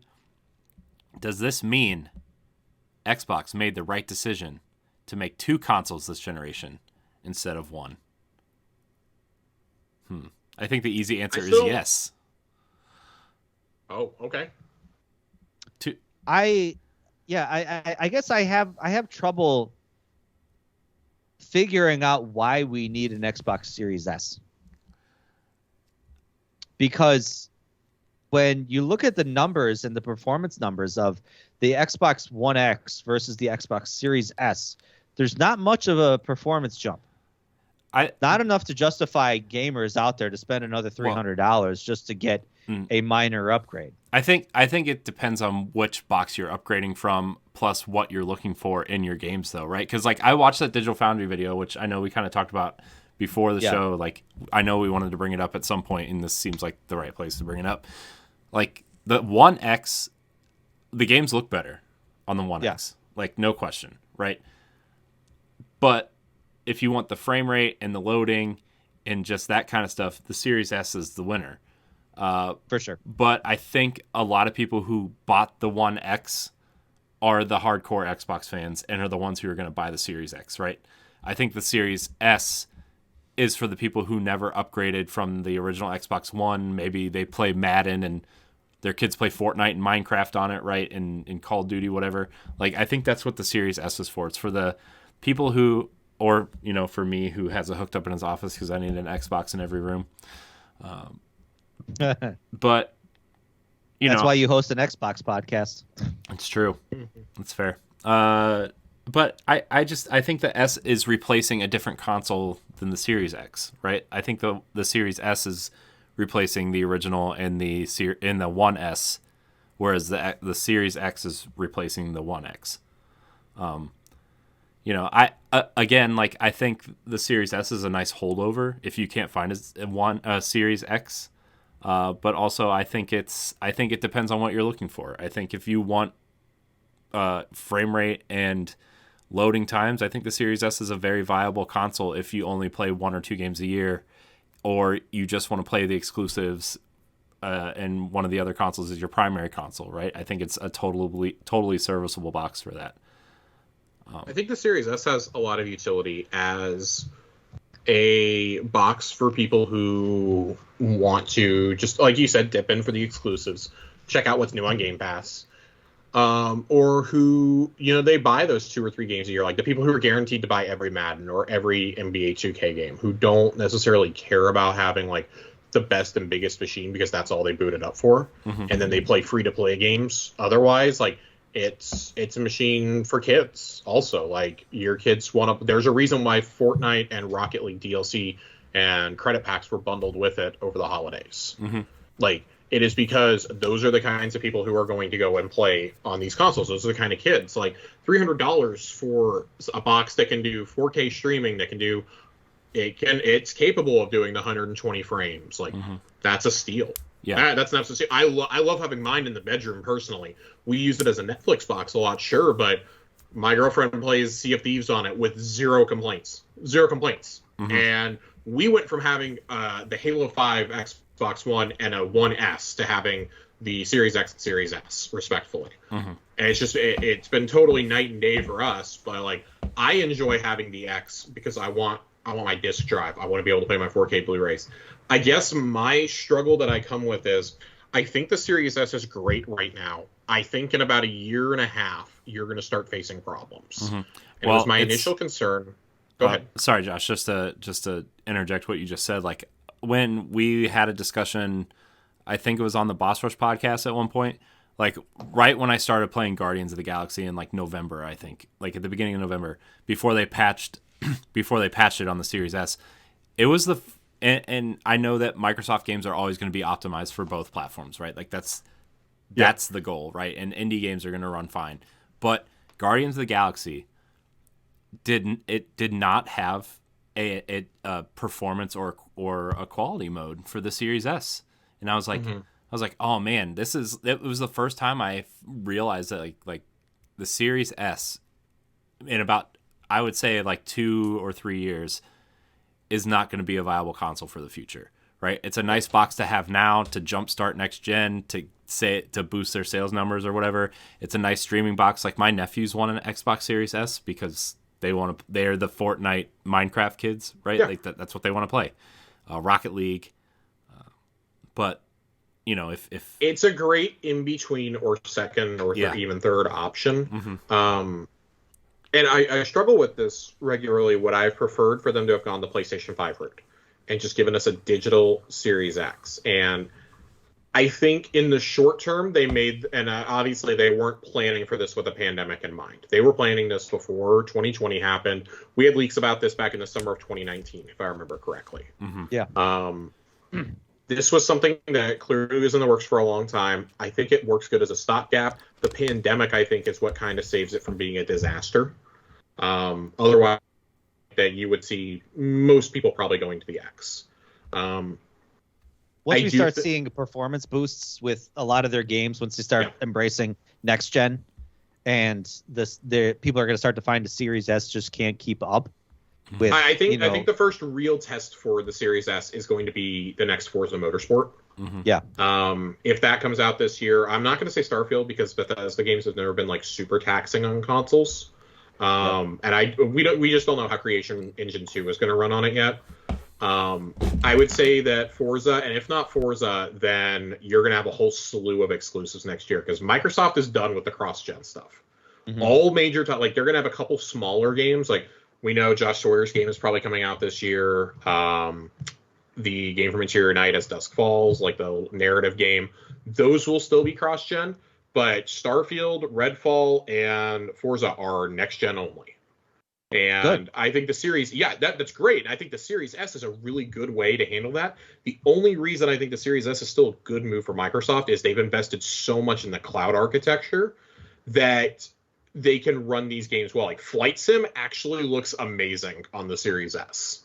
I've played it on there. It makes my console sound like a jet engine, so I'm really getting the full experience, but it works on there.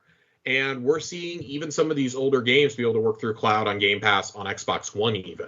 So I think this kind of comes back to the whole philosophy of Phil, like when everybody can play, we all win. And I think that part of that isn't just, let's put our games on as many platforms as possible and in as many places as possible. Let's make it as affordable as possible, too, because you could sit here and say, you can do cloud gaming for $15 a month on Game Pass. The reality is, in most of the U.S., it's not going to be stable enough to sit there and play an ultra-long RPG like Starfield or something like the Mass Effect trilogy. Like, I wouldn't want to play that entire trilogy on my iPad or on my laptop. Just straight up. I wouldn't want to do that. But when I can pick it up and take it on the go to do a quest or two while I'm waiting in the airport or waiting at a doctor's office. Like, I was running strikes on my phone when I was on vacation when I was sitting in the airport. In Destiny, like that was great. And I think we're going to, as we see the evolution of cloud gaming, we specifically have to see America's cloud infrastructure and 5G networks and gigabit fiber like roll out to more than just the big cities. When you see that in the next 18 to 24 months, I think that's going to lower the demand for the Series S. And we're going to shift to much more of a cloud infrastructure. But I do think they have the leg up there because restarting the factories up for PS4s, they're only going to produce like 4 or 5 million. That's a rounding error for Sony. Like that's all it is. This is a console that's already sold like 115, 116 million units worldwide. What's another 4 million? Spending up for another 4 million. The difference is their games this year are all planned to be cross-gen, all the way up to God of War Ragnarok. Yeah, and that's always been Sony's problem is that they've been slow to like fully jump over to the next gen. Like, I mean, look at how long PlayStation 2 lasted when the PlayStation 3 was going. I mean, God of War 2. I think the PS2, God of War 2 is like Oh, go ahead. I was going to say, God of War 2 was like their big title in 2006, and that was the year after the console came out, you know? Or 2007 or something. And it's not as simple as saying, like, they're porting these games over to PS4, and that's why they're taking so long to come out. Like, no, these games are developed with PS4 in mind. Like, when God of War Ragnarok went into development years ago, when Horizon went into development, when Gran Turismo 7, they were all planned for PS4 and PS5. I hate to break that to you guys, but that's how game development works. I mean, Horizon Forbidden West was planned to be a PS4 only game until they decided, like, hey, you know, they made that executive change and everything, and they were like, hey, we should probably start looking to see if we can implement some sort of PS5 features into this game, like, you know, better frame rate. And I think a lot of that has to do with porting the old games to PC as well. Like, what I do find funny is that we had 3 PS5 exclusives last year. They're not going to any other platform. Now we're going to have 3 cross-gen games this year, which is just the messaging feels a little muddy to me, because I have some friends who now are like, oh, I went through all this to get a PS5, and now these games are going to be playable on my old PS4. And I'm like, well, but that's the thing, is you already got PS5. You're going to play the ideal version of these games. You're going to play It's not much better, you know, but it's still, PS4, the more ideal version. If you're going from a base PS4 to a PS5, that's a big huge jump. Yeah, that's huge. Because that's what wins. I only ever had a base PS4. I never had a Pro. And going to the 5, I was like, oh my God, like, even PS4 games on it, it was just, Ghost of Tsushima was night and day compared to what I had seen even on a PS4 Pro. Yeah. So I don't know necessarily that one of these, it feels like on paper, yes, the Series S is better than the PS4, but I don't know if I'm really ready to jump. Like, I think it really comes down to, how is Microsoft's slate this year optimized versus how are the PS4 versions of those games optimized? Because I'll tell you right now, God of War, Horizon, and Gran Turismo are going to make your PS4s sound like they're launching into space, and there will probably be some overheating problems. I mean, to be fair, God of War and Horizon, the first games, made my PlayStation 4 sound like it. Like, I was playing God of War, and like where I had it, I had to cut the back off of our entertainment center because it got so hot that my PlayStation 4 just shut down. Yeah. Yeah, I had that problem with my friend. He had an old PS4, and playing Ghost of Tsushima, like, you want to, like, stand in the woods or stand in this, like, open plain and just hear the wind and stuff like that, but you can't hear the wind because you hear the sound of the damn PlayStation 4 fan going like crazy. Yeah. I think there's merits to both. But, I mean, like, gun to my head, I would say I think that the Series S was probably a pretty good, even if it's a short-sighted move.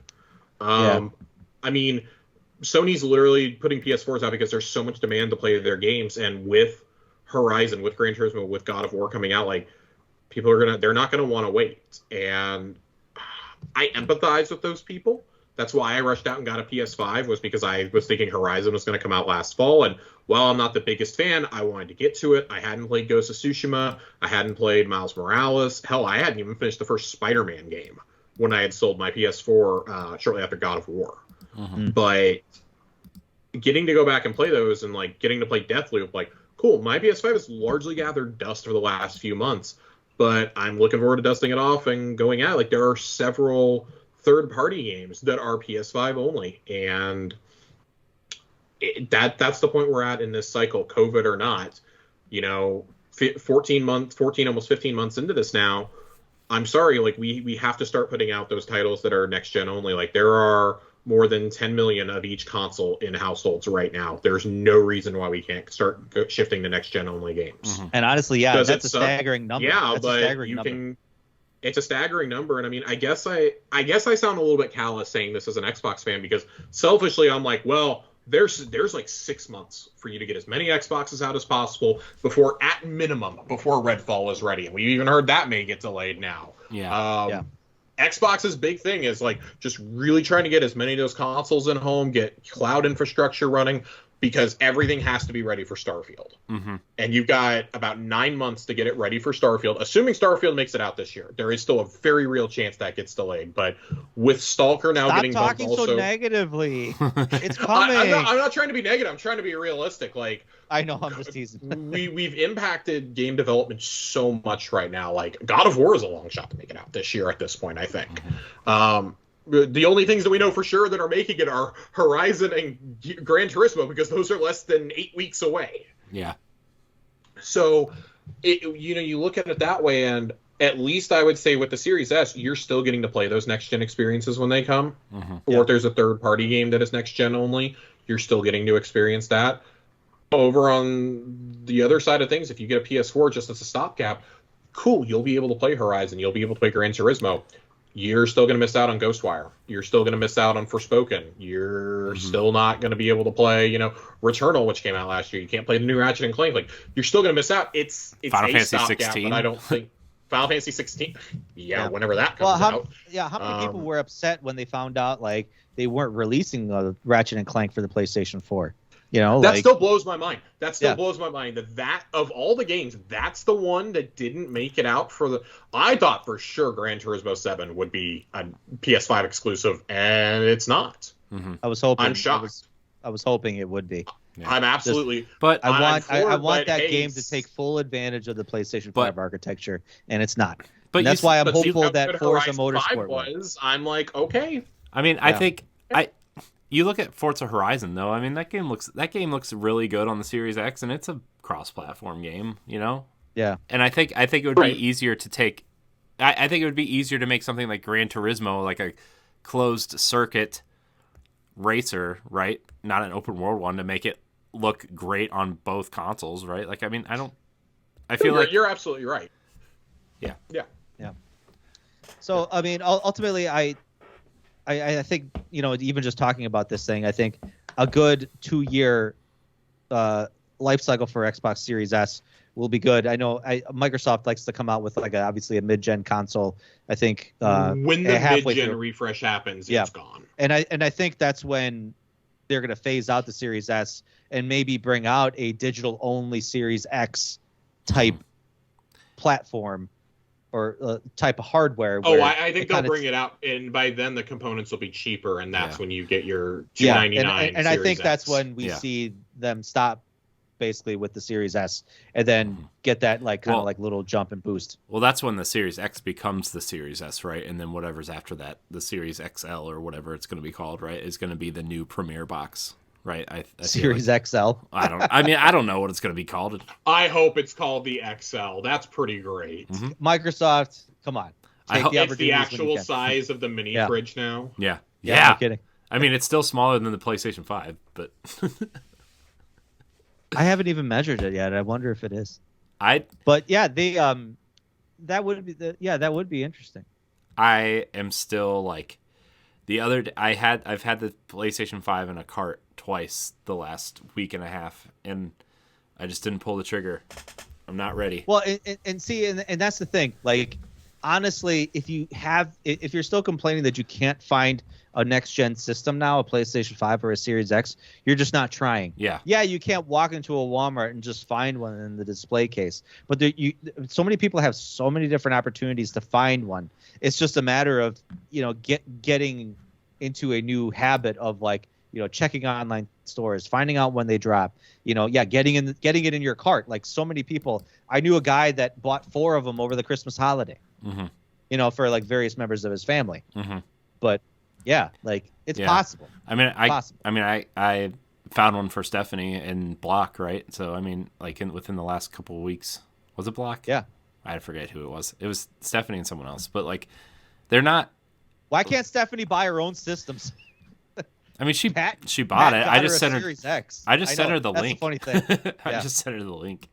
Okay. Technically, I didn't send her the link. I sent the Discord a link, and she clicked on it. But okay, all right. Semantics. I don't know. I still want a digital PS5 though. I'm still waiting for that. Oh God, I want to get rid of my digital PS5. I'm ready to go back to a disc. If you find a disc one, Josh, and you buy it, please tell me, because I will take the digital one off your hands. Done. I just realized I'm not willing to gamble $70 away on a game that I don't know if I'll like. Yeah.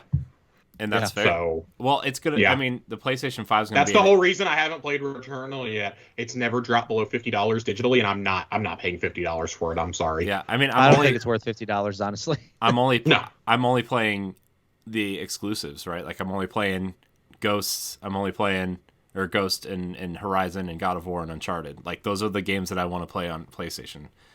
And maybe Ratchet. So. Ken, Josh, I gotta give a shout out, Kenna, Bridge of Spirits, man. Yeah, that game is amazing. I mean, yeah. Well, Kenna and Final Fantasy and Forspoken are also on the list. So I mean, there's games that I want to play on PlayStation. It's just going to be like the exclusive box for me, just like the Switch is an exclusive box, right? I mean, it's.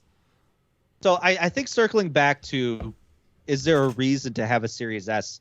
And I think, I forget if it was Josh or Corey that said it right at the beginning. If you're coming from an original Xbox to a Series S, yes, that is going to be a significant jump for you in terms of performance and, specifications. But if you're coming from an Xbox One X, which historically that's been the kind of more hardcore gamer that does that kind of mid-generation upgrade to a Series S, it's almost like not worth it. You're not going to see that much of a difference. You'll see the frame rate boost. You'll see the load times, increase dramatically, which for some people that's enough. That really is enough. And admittedly, we even to this day, we haven't seen a big graphical jump from the last generation to this generation. And I don't think really we have a lot of places to go in terms of a graphical upgrade. I think a lot of I think one big thing that we haven't talked about with the Series S, just real quickly, that I know makes a difference, at least in my circles, where a lot of us play a lot of Destiny and a lot of Halo and things like that, is that on Series S and Series X, as well as PS5, you have the field of view slider now on consoles. And you don't have that on even the One X anymore. You don't have that at all. And that is genuinely a huge game changer for first-person shooters. Like, you play a lot of Rainbow Six. Like, I know you know that. Yeah. I would say that, and I agree with everything you said. I think you are right on the nose that it's not, if you have a One X, it's not worth upgrading unless one of those things drastically matters to you. But I think by the time we get to E3, I don't know that that's going to be really a line of argument anymore, because everything will be next gen only. So if you want to experience Starfield, $300 is a pretty cheap entry point to be able to experience that. It may not be right now, it may not graphically be above the One X, but as the internal teams, because internal studios always get the most out of these machines, right? We've seen it with Sony's. Look at what Nintendo did with Breath of the Wild in handheld mode. Yeah. Right? Your internal teams are always going to get the most out of your hardware. And I think as Bethesda has had almost 2 years at that point of being an internal studio, and they've had much longer than that developing on it, obviously, you're going to have to make a choice. How badly do I want to play this game? And I think there's no better selling point than the next RPG from Bethesda Softworks being an exclusive. It's either this or you go build a really good PC rig.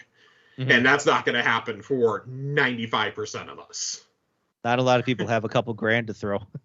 No. So I think $300 at that point, then I think the $300 is worth it to upgrade from the One X. Oh yeah, for sure. If you're looking long term like that, at least even just getting one as insurance, because we talked about when I sold my Series X, are we going to keep that or are we going to keep the S? And I ultimately sold the Series X to a good friend of mine who was looking for one. But I've even questioned it, man, should we have just kept that? How hard is it going to be for us to get one in the future? What are we going to do down the line?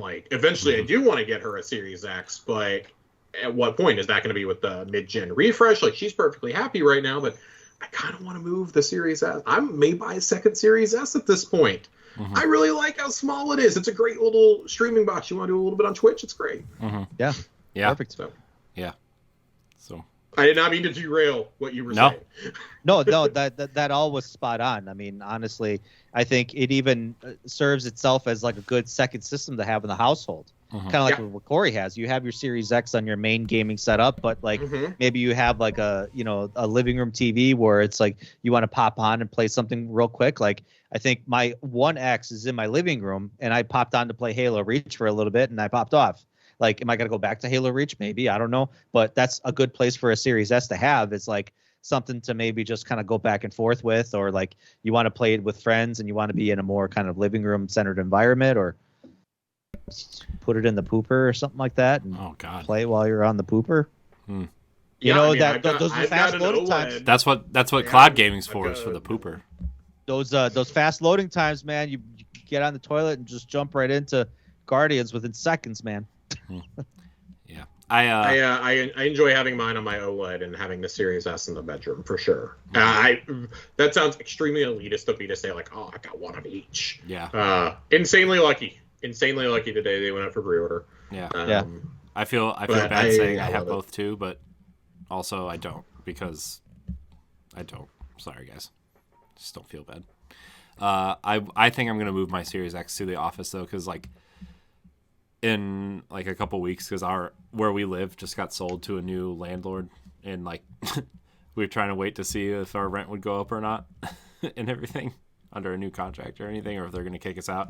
But ideally, I'm moving the office into the toy room and moving the kids' toy room into the office because, as you can see, the office is slowly turning into the toy room anyway. So, and this space is a way bigger space, and that space will allow me. That makes more sense for them, yeah. Yeah. Plus, like, not to like throw shade at my Series S or anything, but I do have a Series X. You know. Yeah. Shh, it'll hear you. Ah. It's okay. It knows. That's the redheaded stepchild of all the new Xbox systems. It knows. Okay. I hope so. Anyways, it's a good topic. Great topic. But we're gonna. Some good. I mean, it's good perspectives because I mean, ultimately, in the end, I feel like the Series S needs to be where it's at, but I don't see a long-term solution.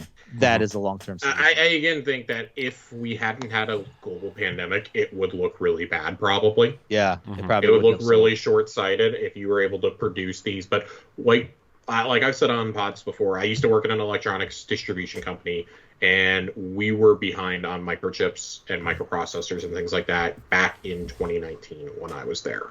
So, at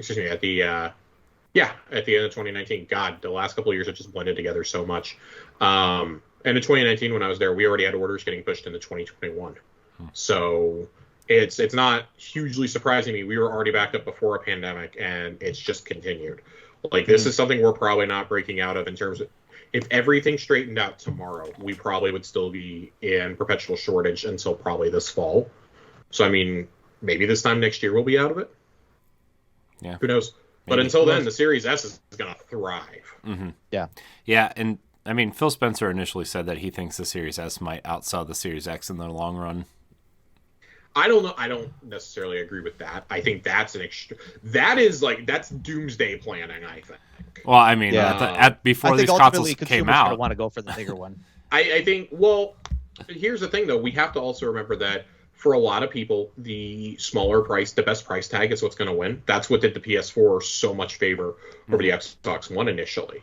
It wasn't giving you any extra shit. It was $100 cheaper, and it was not the subject of a viral video. And this time around, I mean, parents are going to look at this and be like, well, this one is $200 cheaper than what you want, little Timmy. You're getting the one that's $200 cheaper. Yeah. All you do is play Fortnite and Minecraft anyways, so here you go. Yeah. Congratulations. Game Pass Gary is going to go buy another one, too. Oh, God. Game Pass Gary. No more Game Pass Gary.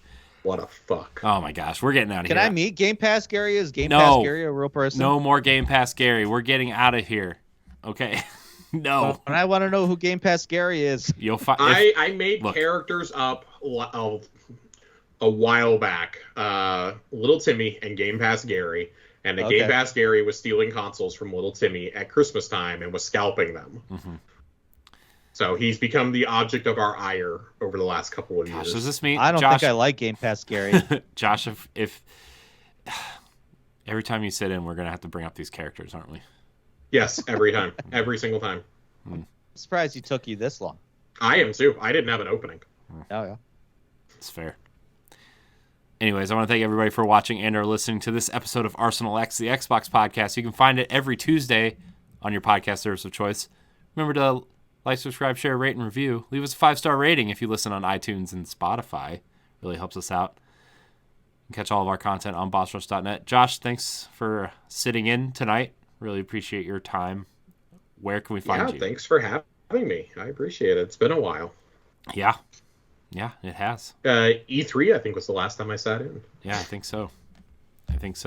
Where can we find you? You can find me every Friday morning on Tower Casuals, the Destiny podcast. And you can also find me on Twitter at Josh_Finn, 2 N's. Stoy, I appreciate you as well. Oh, thank you. I appreciate both of you as well. Where can we find thanks, you? Man. Yeah.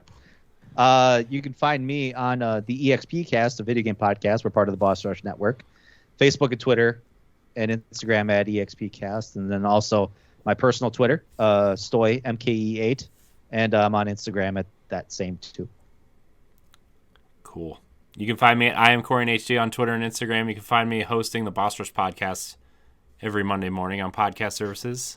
You can also find me on Tower Casuals. You can find me in a plethora of content here on the Boss Rush Network. Look out this week on free feeds. You will be able to find After Dark premiering. You will be able to find Standard Definition re-emerging. And it's going to be a good time. Stoy, you're on that first episode of Standard Sick. Def. It's Ghostbusters. Ghostbusters. You can see what I thought about it for the first time I've ever watched the movie. Still mad. Still mad about that. You know what? It's fine. I'll be okay, though. You'll be fine. I'll be fine. You'll be fine. Anyways, I want to thank everybody for watching and or listening. You can follow us on Twitter at Boss Rush Network. And we'll see you next time. Goodbye. Goodbye.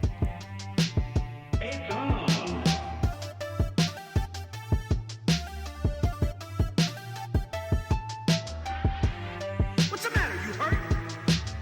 Hey, bro.